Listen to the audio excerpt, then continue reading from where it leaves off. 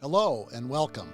I'm Roger Ream, and this is the Liberty and Leadership Podcast, a conversation with TFAS alumni who are making a real impact in politics, public policy, government, business, philanthropy, law, and the media. Today, I'm very excited to be joined by Dr. Samuel Gregg, Distinguished Fellow in Political Economy and Senior Research Faculty at the American Institute for Economic Research. Sam is a very talented thought leader, a writer and researcher on political philosophy, political economy, Western culture, religion, economic history, to name just a few areas of his expertise.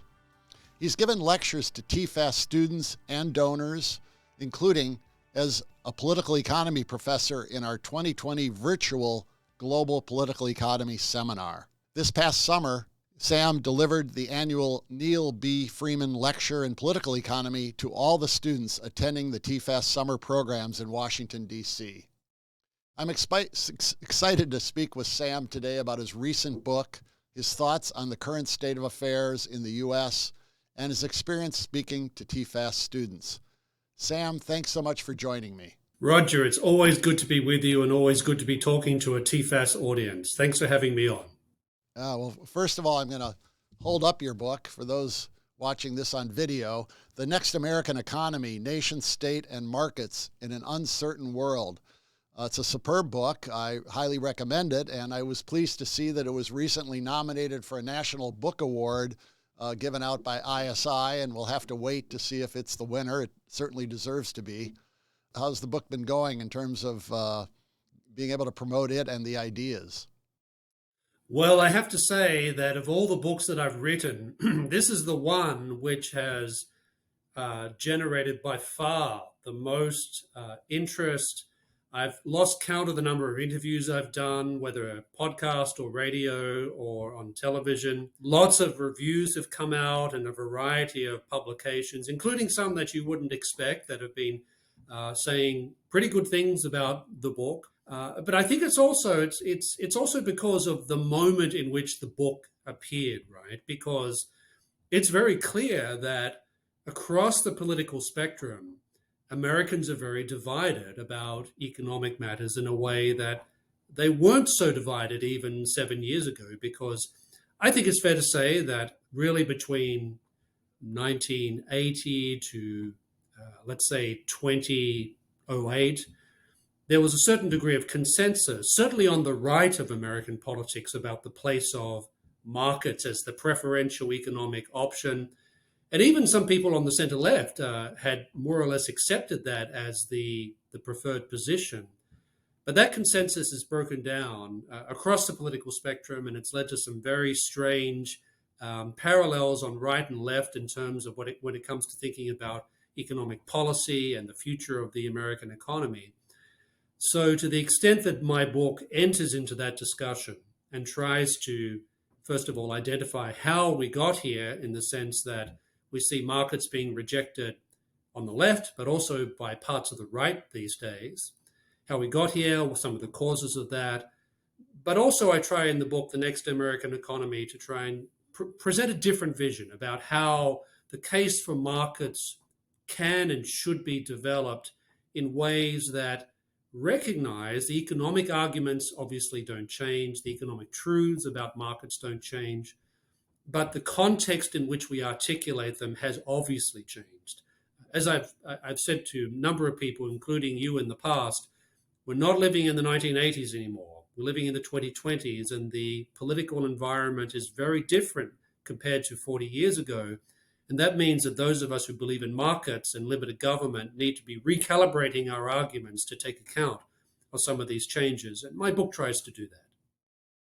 Well, let's dig into that a little bit, because this summer in the Freeman Lecture you delivered, it was a preview in some sense of some of the themes in the book which came out, I think, as I recall, in beginning of October. But in July, you spoke about this idea of the commercial republic and tying back arguments for markets and to not just moral arguments, not just efficiency arguments, but tying it to this idea of the commercial republic.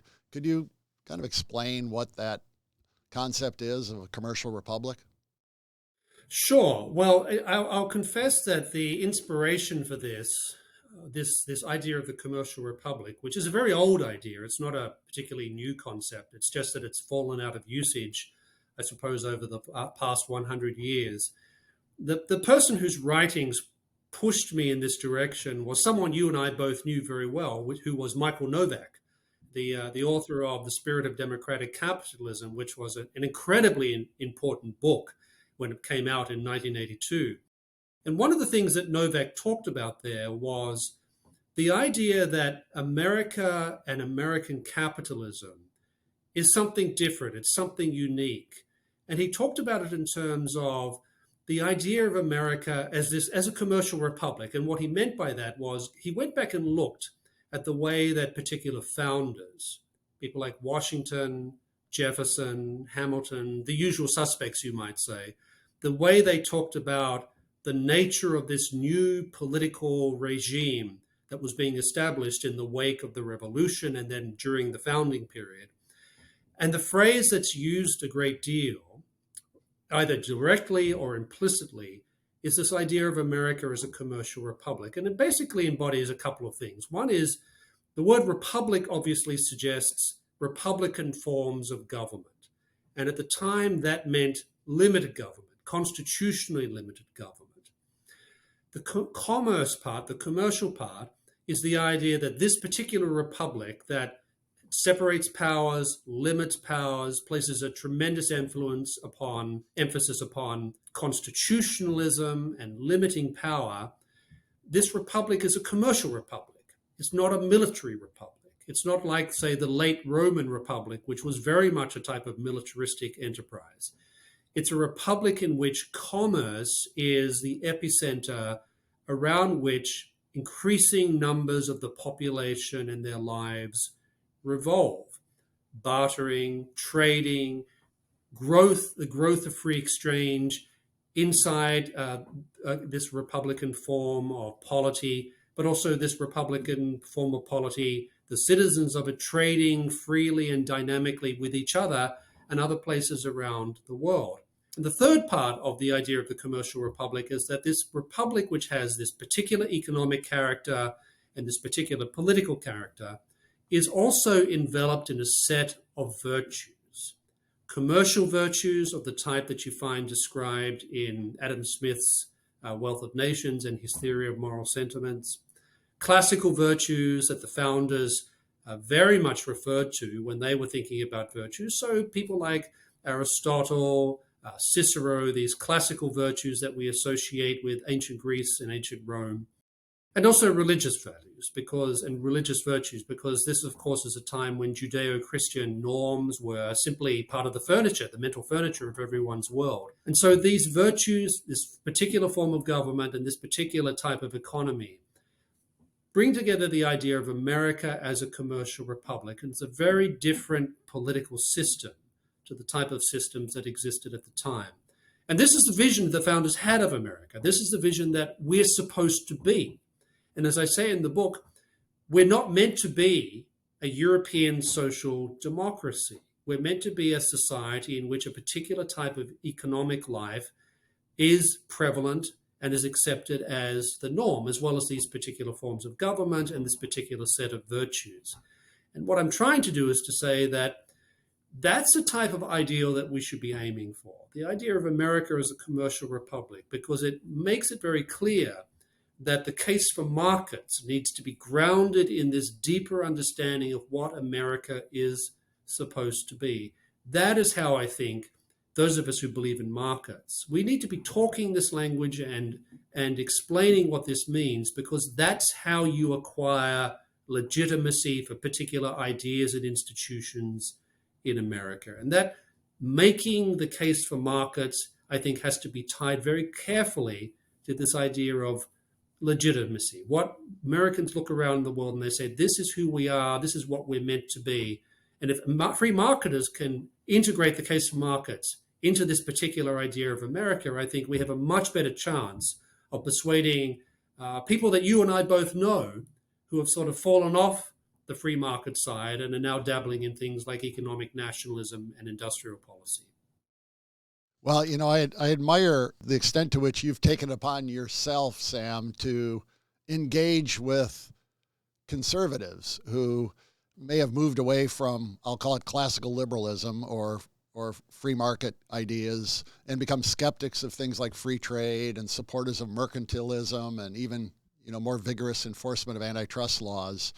That's been a project of engagement that you've undertaken now for several years, taking on not just the so-called NatCons, but others. And it seems to boil down in some sense to a perceived tension, at least, between virtue and liberty and freedom. The old fusionism that Frank Meyer wrote about and others, are they reinforcing? Is there a tension between them? Does a pendulum swing back and forth? But to me, they seem inextricably linked. But is that what is happening among many of these conservatives? They think that if you support a market, become what they call a free market fundamentalist, you've abandoned the idea that virtue is important. Yes, that's certainly one of the tensions, I think, that my book tries to address, and in which, as you say, I've been involving myself in some of these arguments for, well, really since 2015 is when it really started, because I think that's when you started to see a lot of people who would describe themselves as conservatives really questioning the free market orthodoxies that had hitherto prevailed across most of the right. And there is a philosophical tension which they think exists, in which they think that the pendulum has gone way too much towards liberty and away from the virtue side of things. Now, I don't doubt that there are some people who describe themselves as, libertarians to a certain extent, who pay a lot more attention to the liberty side of things and the virtue side of things. And I know that's not what TFAS does. TFAS talks a great deal about the virtues and the importance of a particular type of moral ecology if you're going to have limited government and free markets. But that's certainly, I think, part of the critique that we're hearing from sections of the right. And there's no doubt that America has all sorts of social problems and cultural problems. That's not, I don't think that's in dispute.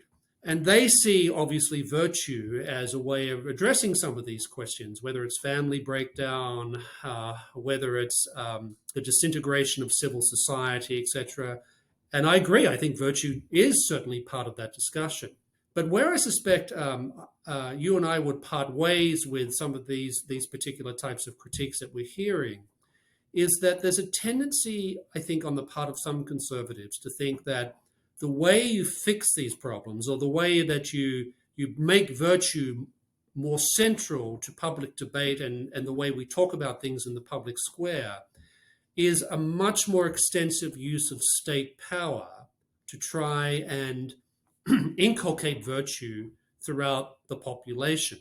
Now, law certainly does have a role in shaping the moral ecology. There's no question about that. But what many of these people are proposing, I think, in many respects, goes far beyond, I think, anything that the classical liberal tradition would regard as appropriate. But also, I think a fair number of conservative thinkers would have some significant differences with some of the arguments that we're hearing about the need for more rigorous intervention by the state and the legal system to shape the moral order in very particular ways. Not least because it has implications for liberty, right? But also because when you start getting into the business of trying to coerce people to be good, I mean, beyond sort of basic norms of justice and basic principles of natural justice, once you go beyond that, there's a real question about whether people are freely embracing these virtues or whether they're just going through the motions so that they don't get in trouble with the law. And of course, as you know, these debates go way back in history. This has always been an argument that's gone on for a very long time about the relationship between liberty and virtue. And I always say, well, I think a truly free people needs to be a virtuous people. I don't see liberty and hedonism as ultimately sustainable. I think that hedonism plus liberty usually leads to some type of servitude in different ways. And it opens up the way for some of the problems we're seeing today with people wanting to use the state to do all sorts of things.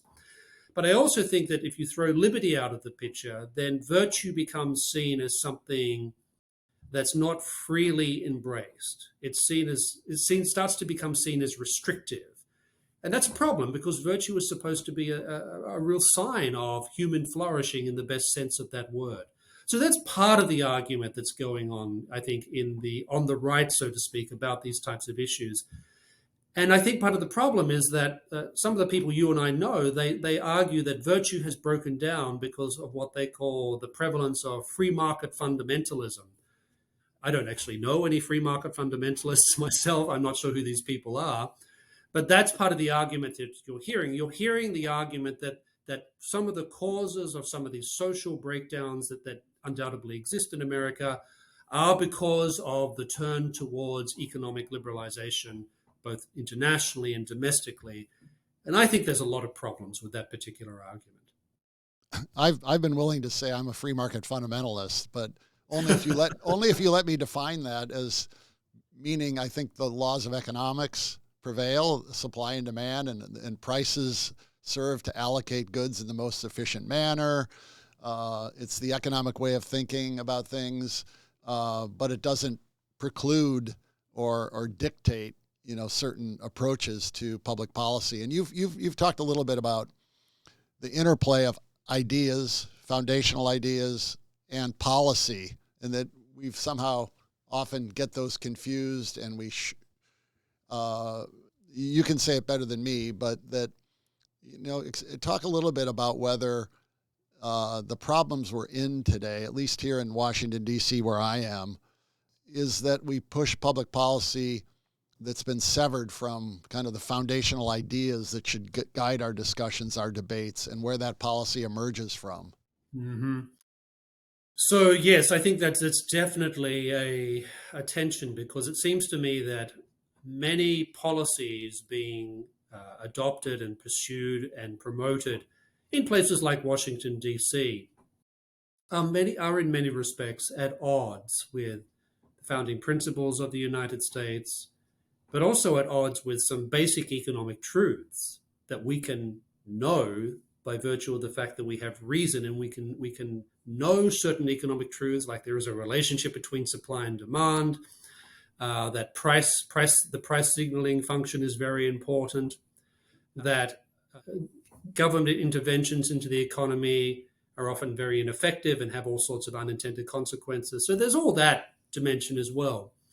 But what I try to point to in the book is the fact that many of the policies that we're seeing enacted in Washington now, and in fact we've been seeing enacted in the United States for a very long time, a lot of them really go back to the progressive movement of the late 1890s and 1910s.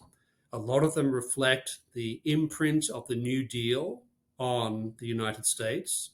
A lot of them reflect the impact of the Great Society programs of the 1960s, engineered by President Johnson. And so in many respects, the policy framework that is applied to so many questions by legislators and regulators across the country is very much one of an interventionist mindset.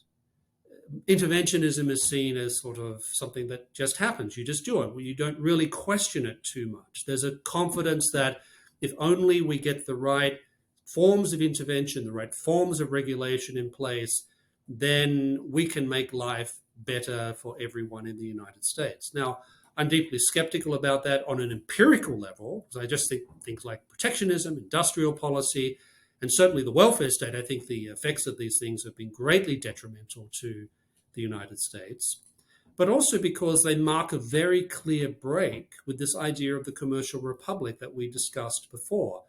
And the idea of a commercial republic certainly thinks that there is a role for the state, rule of law, private property, the police power, conduct of foreign policy, national security, none of which, by the way, are small endeavors. These are all pretty big and significant endeavors. And people like Adam Smith talked about these things as legitimate functions for the state.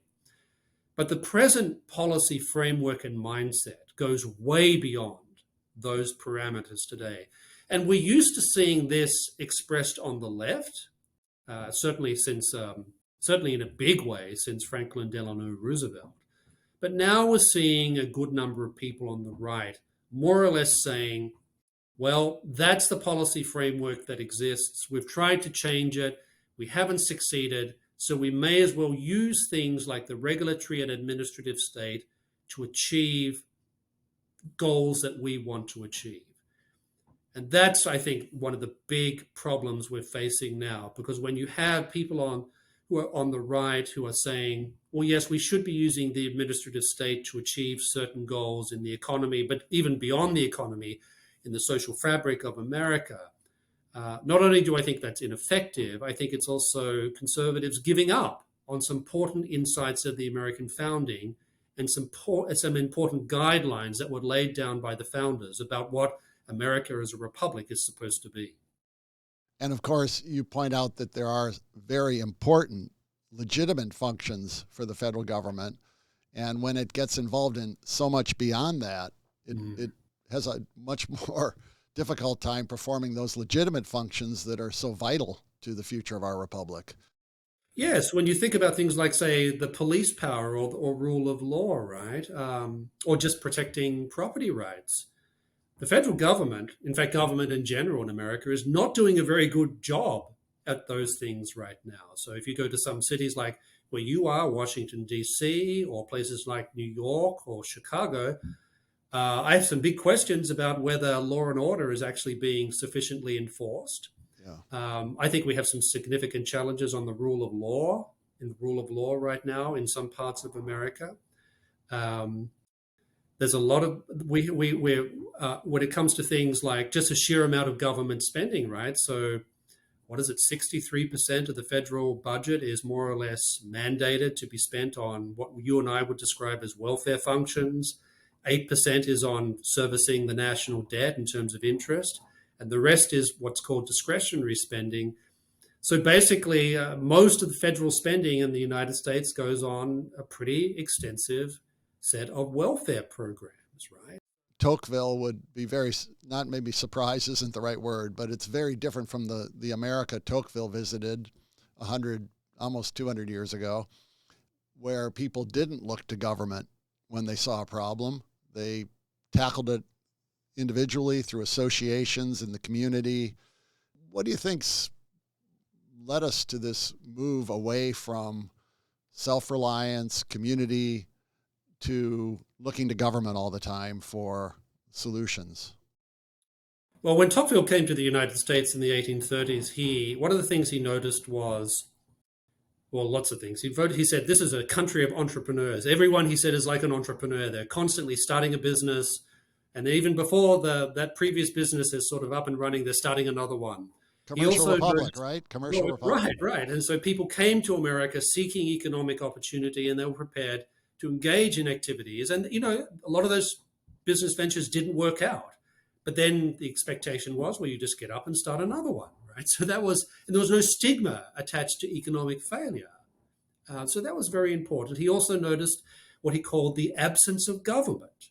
The absence of government in the sense that obviously there was a government, there was a federal government, there were state governments, but government just simply wasn't involved in people's lives anywhere near to the extent that it is today. And he pointed out that when Americans were confronting different problems around them, they basically banded together in associational forms of activity. And he said Americans are constantly engaging in associational forms of activity to fix problems, to promote things that we would call non-economic goods, culture, beauty, arts, all these sorts of things. And they did it of their own volition. It's a totally different world to the one that we're living in now, right? Where government is really everywhere. And we really can't get away from it in many respects. So what are the reasons for this? Well, I think the sort of decisive shift, to my mind, and there are probably some people who would say it goes back even earlier, but I think the decisive shift occurs with the rise of the progressive movement in the 1890s and the 1900s. And there were two things that characterized this movement. One was the notion that the founding period, the Declaration of Independence, and the Constitution itself were dated documents. They were no longer capable of giving guidance to the America of the 1890s, 1910s. And people like Woodrow Wilson and others more or less said, well, those things, we need to relativize them. They're significant for the time, but we need to come up with a very different vision of what America is about and what the role of government is. And that brings me to the second thing, which of course is that they embodied this confidence that through judicious use of state power, you could really manage the American economy and American society from the top down. And it's not a coincidence, I think, that many of the early progressives, and even some of the later ones, they studied in places like Germany in the late 1880s, 1890s, even into the 1910s. And Imperial Germany at this particular time was a place in which there was a lot of confidence, certainly on the part of intellectuals and the professoriate. The state was really where the action was. That if you wanted to make a society great, you needed to have a big state intervening in different parts of the economy and society and guided by wise people, wise people to whom we would trust to do the right thing. And that's where I think the really big shift happens. And you can look at things like the New Deal as a sort of logical outcome of that, or even the Great Society programs as logical outcomes of that particular break. And that's when I think it really starts to show us that there are significant numbers of Americans at that particular time who basically gave up on the American founding, who said there's nothing really universal about this. We need to relativize it, and we need to have a different type of political regime for the conditions of the 20th century. And that's where I think things went wrong. And those of us on the political side of the conservative movement, the liberty movement, pushing back a bit against that, I think, has been really defined, I think, much of the conservative movement for the 20th century. Well, and then that brings us to the past 25 years or so, when we shifted, it seems, from this battle between, let's say, right and left in terms of what the proper role of government should be. The progressive Wilson Great Society view versus, say, the Reagan conservative William F. Buckley view of less government. But then suddenly it seems like illiberalism seemed to come into the picture, and we had a left becoming more illiberal with wokeness and less of a commitment, certainly among many on the left, to free speech. And now concerns about that on the right as well. Are there still opportunities to for people who believe in liberty and limited government to find people on the center left with that commitment to liberalism, at least, who we can find common cause with and work together? If you'd asked me that question 5 years ago, I would have said, yes, certainly. So certainly on economic issues, I don't think so much about social questions, and I'm skeptical about whether there was much to work with even 5 years ago when it comes to things like the proper understanding of the Constitution. But on economic issues, you had a good number of people who you might describe as being on the center left who had accepted that markets were the preferential way forward when it came to the economy. I suppose you might call them Clinton Democrats, Bill Clinton Democrats, not Hillary Clinton Democrats. But in the 1990s, for example, it seems to me that there were sections of the Democratic Party that were willing to say, look, Great Society didn't quite work out the way we thought it would. Look, we really can't keep looking to government to do everything.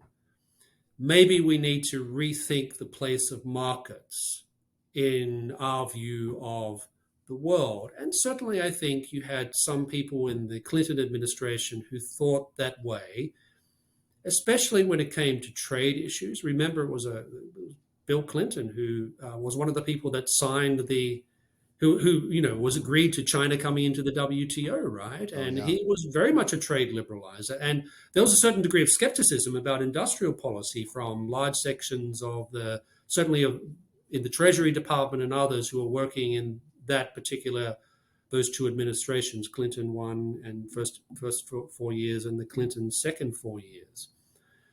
They're harder to find now. I mean, I suppose someone like Larry Summers would be someone who you would say, who of course worked in the Clinton administration, right? You would say, okay, he at least is willing to say that there is an upper limit to how much government should be consuming of national GDP. It would be a significant higher number than you or I would like, Roger, but it's still, he's willing to say there is a limit. And he's been pretty aggressive on things like inflation, and he's acknowledged the ways in which government spending and loose monetary policy has contributed to inflation.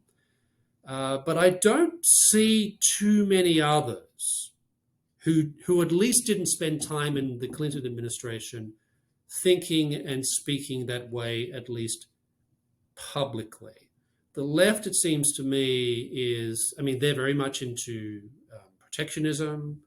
They're very much now into industrial policy. And I'm not just talking about sort of the hard left, even the sort of squishy left, I think, have more or less embraced some of those things. We see it in the Biden administration's policies, right? Because the Biden administration has adopted a sort of Trumpian approach to trade issues. It's without the Trumpian edge when it comes to the rhetoric, but in terms of trade policy, they really haven't changed. They've moved, if anything, slightly more, I think, in an economic nationalist direction.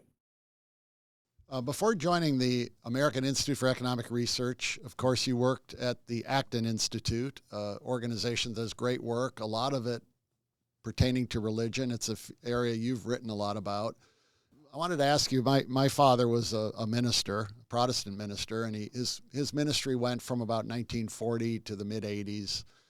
And he used to say that number one culprit in the growth of paternalistic government, administrative welfare state, all-powerful federal government was the clergy and their failure to speak out for kind of basic morality as it's applied to the public square and the role of government. Where do you think things stand with religion in our country? And it relates to our discussion earlier about virtue and the need for virtue in a society. The church has become much weaker. Religious practice is very diminished, it seems. And, as we were warned by our founders that a free society requires a society that's virtuous, and much virtue comes from religious practice. So what are your thoughts about that and where we stand going forward?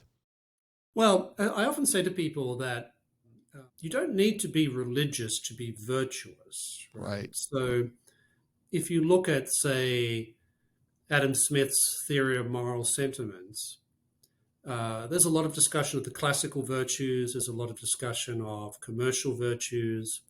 And Smith himself was I don't think Smith was, strictly speaking, a Christian. I think he was much more of a deist more than anything else. But he acknowledged the importance of particular virtues that he thought had a religious source. He talks about benevolence, for example, as one of the virtues that he believes emerges from religion. And it's certainly true that the relationship between religion and liberty in America, as people like Tocqueville saw, but also people like Michael Novak wrote about, the relationship between religion and liberty in America has traditionally been a pretty harmonious one, which is very different from the experience of, say, continental Europe, where the forces of liberty and the forces of religion were in pretty substantive conflict with each other for long periods of time. So when we come to the present, I think you're right. It's very clear that certainly among some parts of religious America, so for example, with mainline Protestant churches, religious practice has collapsed dramatically.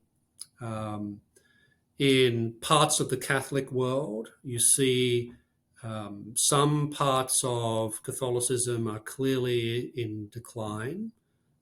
I would describe that as the progressive side of Catholicism, is certainly in terms of practice and numbers of adherents, etc. Those who would describe themselves that way, I think that's certainly in decline. But on the other hand, the sort of what you might call conservative Catholics are, I think, flourishing, certainly compared to some other groups.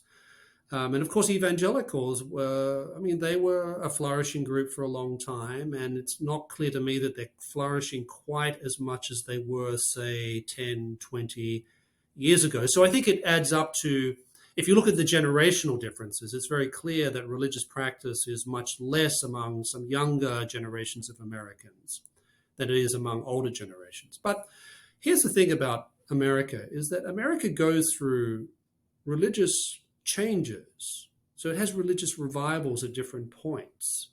And this is not the first time that religion in America has entered a type of slump. I mean, there are arguments that in the late 18th century it experienced something like that as well. But then you had a great revival that happened right at the end of the 18th century and continued on into the 19th century. So religion in America has a way of revitalizing itself if the right types of conditions and the right type of people arise. And, even if you're not religious, there are plenty of people who are not religious who would say, well, religion is actually sort of important for the maintenance of a free society, because it is from religion that many people learn virtue, they understand why it's good to be virtuous, etc. So, but there's no question in my mind that your father was correct insofar as, certainly in the second half of the 20th century, many people, many clergy of all faiths and denominations pretty much put themselves behind the state needs to do more. The state needs to be heavily involved. And that went from sort of clergy who gave a sort of mild blessing to FDR's New Deal program, but also to more radical forms, which you might call liberation theology, that you found in parts of the Catholic world, but also parts of the Protestant world as well. So for that reason, I think one of the problems was that you had a lot of clergy talking about the specifics of economic policy, for example, which they really weren't qualified to talk about in any sort of, certainly not on a technical level or even on a philosophical level in many respects as well. And instead of doing their job of forming people's consciences, trying to expose them to the richness of the particular religious traditions, they spent a lot of time talking about party political politics and the details of economic policy. And I think that was a big mistake, because I think it meant that they became discredited in the eyes of many people. Because when you know someone's talking about something they don't know anything about, you start to take them less seriously, right? So that's Right. just an effect. But also because they weren't forming people as well as they should have been in some of these basic virtues, many of which come from religion, that left a space. It left a Yeah. space, and I think some of the things that filled the space were not so healthy for the country. Well, before we run out of time, I do want to ask you, Sam, about your new position at the American Institute for Economic Research and the Mm-hmm. work of AIER. We've had a great collaboration with AIER over the last few years in programming for high school teachers, teaching economics to high school teachers. It's been enabled us to reach a lot more teachers through these programs. But tell me a little bit more about the work of the Institute and what you're doing there. So the American Institute for Economic Research was created in 1933, which makes it, I think, maybe the oldest market-orientated institution in the country, really, Yeah, I think. must be. Yeah, I'm pretty sure that's the case. And so for a long time, the Institute's focus was very much on what you might call monetary economics. That was certainly the interest of the founder. So in more recent years, really over the past year, I suppose you would say, AIER has taken on basically what we call three different verticals, three different focuses. One is monetary economics, which is headed up by my colleague Thomas Hogan. And that's very much focusing on what was a long time the core focus of AIER, which is monetary policy, which, as you know, is a hot subject for debate these days. And so Sure. under the guidance of my colleague, Thomas Hogan, is very much focusing upon making the case for sound money. The second vertical is the sort of economic freedom vertical, and that's really about making the wider case for economic freedom in the United States, because it's very clear that certainly by all these different indicators, economic freedom is in decline in large parts of America, and we want to contribute to reviving that. The third vertical is the vertical that I head up, which is very much focused upon some of the issues that we've been talking about today, the types of new forms of collectivism that have emerged in America, whether it's the reemergence of economic nationalism and protectionism and industrial policy that seems to be flourishing on a lot of the right these days, as well as obviously on sections of the left. But another focus that I'm heavily involved in is, for example, stakeholder capitalism, ESG, DEI. All of these things, I think, add up to an attempt by the left, for the most part, to basically turn businesses into some strange combination of commercial organization plus lefty NGO. And that's I think, a major problem in America right now, because it's very clear that larger numbers of people involved in the business community are embracing ideas that I think in the long term will only undermine their own freedom to operate in the market, the capacity of markets to serve consumers, and the role that economic liberty plays and commercial liberty plays in general in sustaining a free society more generally. So the particular vertical I head up is about dealing with some of these economic problems of economic nationalism on the right, but also some of the DEI, stakeholder capitalism, ESG efforts that are coming from the left to basically hollow out the core business of business, which is profit and shareholder value, and to make those things just one of many different goals that they think business should be pursuing. And I think in the end, it ends up destroying the core purpose of business, what Aristotle would call the telos of business. And that's a big problem, because if you destroy the telos of business, that does enormous damage to the economy. If you do enormous damage to the economy, you end up doing enormous damage to the country as a whole. Yeah, and to consumers, to the poorest among us who suffer the most when things like that move forward. Well, I wish we had more time. I applaud you for the great work you did for 20 years at the Acton Institute. It's a great organization. We had the privilege at the Fund for American Studies of honoring Jimmy Lai at a dinner in mid-November in New York. We showed a clip from the great Acton film, The Hong Konger. And did you have the opportunity to work some or meet Jimmy Lai? Oh, yes, I've met him. Yeah, I just, the terrible news of a week ago that he was convicted and sentenced to 6 years in prison for a minor accusation of a minor violation in his office lease. And, let's hope that at some point he will see freedom from that oppressive regime in Beijing. So, but beyond your work with Acton, I wish you the very best at AIER. I applaud this book to anyone listening today. The Next American Economy, Nation, State, and Markets in an Uncertain World by Sam Gregg, our guest today. Thank you so much for joining me. I've enjoyed the conversation, and I'm sure everyone listening to it has as well. Thank you, Sam. Thank you, Roger. It's good to be with you. Keep up the great work at TFAS, and it's been a pleasure to participate in many of your programs. You're doing great work in forming the next generation of Americans in the ideals of free markets and limited government. Thank you. Thank you. Thank you for listening to the Liberty and Leadership Podcast. Please don't forget to subscribe, download, like, or share the show on Apple, Spotify, or YouTube, or wherever you listen to your podcasts. If you like this episode, I ask you to rate and review it. And if you have a comment or question for the show, please drop us an email at podcast@tfas.org. The Liberty and Leadership Podcast is produced at K Global Studios in Washington, D.C.